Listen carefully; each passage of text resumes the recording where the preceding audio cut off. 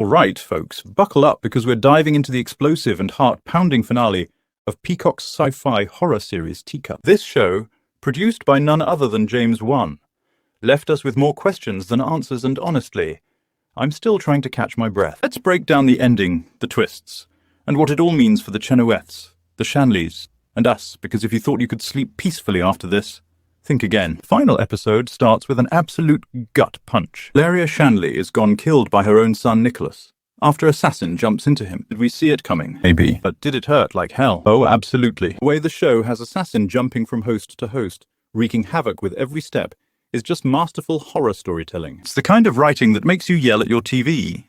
No, don't trust him. And then it happens. Nicholas becomes the ultimate puppet, pushing his mother beyond the force field. That chemical reaction, brutal. You could practically feel the burn through the screen. That was only the appetizer. The real heartbreak comes when Assassin jumps into Chenoweth. Let's pause here because we need to talk about that scene. Maggie and James Chenoweth, played to absolute perfection by Yvonne Strahovski, and Scott Speedman, are faced with the unthinkable. They know the only way to stop Assassin is to drown Meryl, their own daughter. Let me tell you, I was screaming at the TV. There has to be another way, but there wasn't. And they did it. That bathtub scene, my heart shattered into a million pieces. This wasn't just horror, it was human. Strahovski's performance during the CPR scene, give her all the awards. You could see every ounce of Maggie's pain, her desperation to undo what she had to do. And then plot twist, James becomes the next host for Assassin. Gasp I let out could have powered a small city.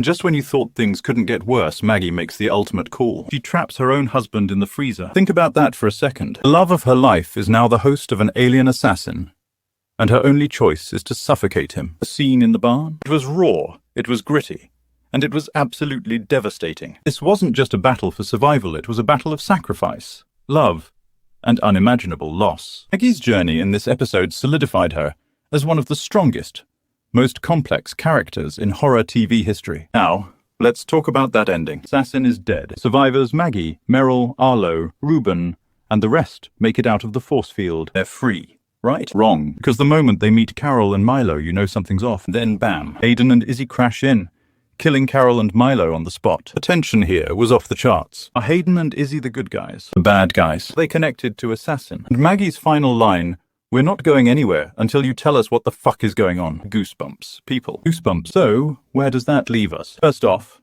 we still have Harbinger the alien that started all this madness alive and well in Arlo. And if we've learned anything from this show, it's that where there's one alien, there's always another lurking in the shadows. Plus, Hayden and Izzy are clearly part of some larger, darker story. Are they hunters, allies, or are they worse than Assassin? And what about the survivors? Maggie is now the de facto leader of this ragtag group. But can they trust each other after everything they've been through? Let's not forget about Ellen Chenoweth, who stayed behind on the farm. She's safe, or is something even darker headed her way? Now, let's talk Season 2, because you know it's coming. My guess. The story expands beyond the farm. We're talking government conspiracies, secret alien alliances, and maybe even a full-on alien invasion. Maggie's line, "What the fuck is going on?" feels like a direct message to the audience. The writers are setting us up for something huge. If Season 1 was this good, Season 2 is going to blow our minds. Could Arlo turn into the next assassin? Will Maggie and the group team up with Hayden and Izzy? Or will they go head-to-head? And what about Harbinger's endgame? So many questions, so much potential, and I can't wait to see where this goes. Teacup wasn't just a show, it was a ride. A wild, emotional, terrifying ride that kept us guessing until the very end. James Wan and Ian McCulloch delivered a masterclass in sci-fi horror, and this finale is going to stick with us for a long time. But now, I want to hear from you. What did you think of the ending? Do you have any wild theories about what's next? Drop them in the comments, because we're not done talking about this anytime soon. Until next time, stay safe, stay curious, and remember, always watch your back. You never know who or what might be watching. See you in the next video.